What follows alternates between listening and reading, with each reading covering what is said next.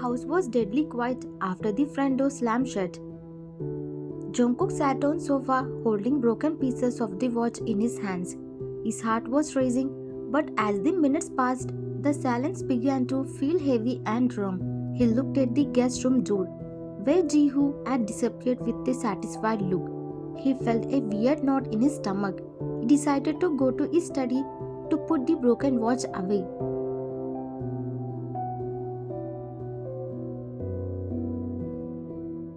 YN POV. While I was walking through the mud and the dark, I kept thinking about that study. I kept thinking about how much I loved him and how easily he threw me away. I felt like a piece of paper he just ripped up and tossed into the wind.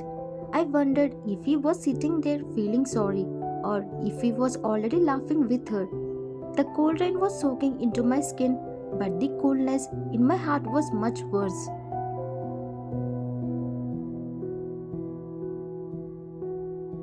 In the study, Jungkook sat at his desk. He accidentally knocked his mouse and his computer screen lit up. He remembered that he had left his webcam software running earlier to test a recording for a big meeting. A small icon was blinking, recording saved. With shaking hands, he clicked the file.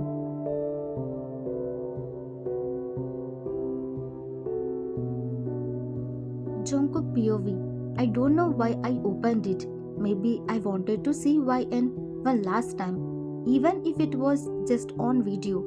But as the video started playing, I felt like someone had punched me in the chest.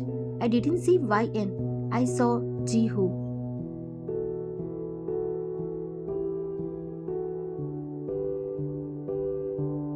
On the screen, Ji-hoo walked into the room.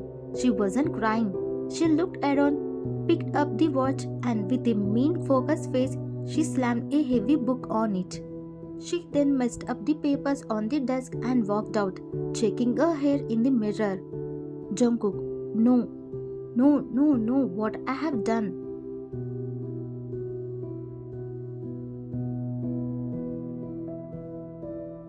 Just then, the door opened. Ji-hoo walked in wearing one of YN's expensive silk robes, looking relaxed. Ji-hoo, cook, why are you still up in this dusty room? Come to bed. Now that she has gone, we can finally be comfortable, right?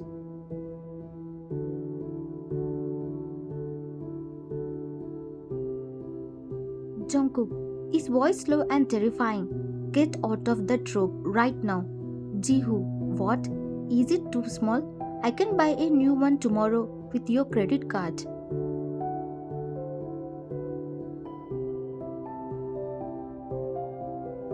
Jungkook, turning the screen towards her, shouting, I saw it. I saw everything, Ji-hoo. You broke the watch. You framed my wife. You let me throw her out into a storm for something you did. Ji-hoo, her face went white, then she got angry.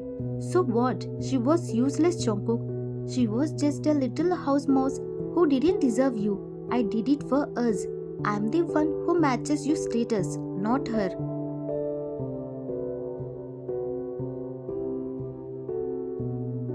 Jungkook, you are a monster. I never want to see your face again. If you aren't out of this house in 5 minutes, I'm calling the police and I will make sure you lose everything. Take your bags and get out.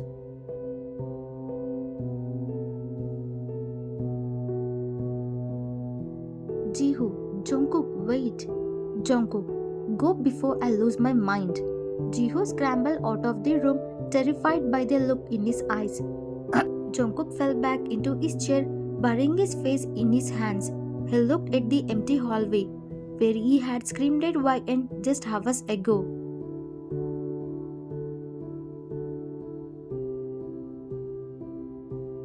Jungkook, YN, what I have done to you? Please, where are you?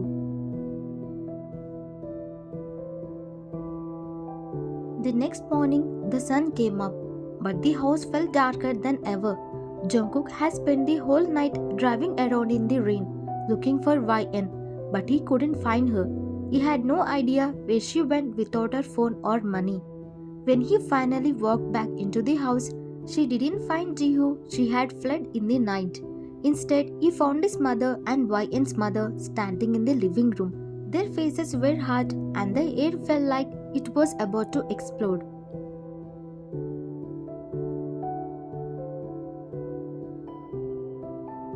YN POV. I was sitting in a small 24-hour cave, shivering and soaking wet.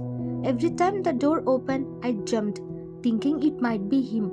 But then I would remember the look in his eyes when he told me to get out. My heart felt like a heavy stone in my chest.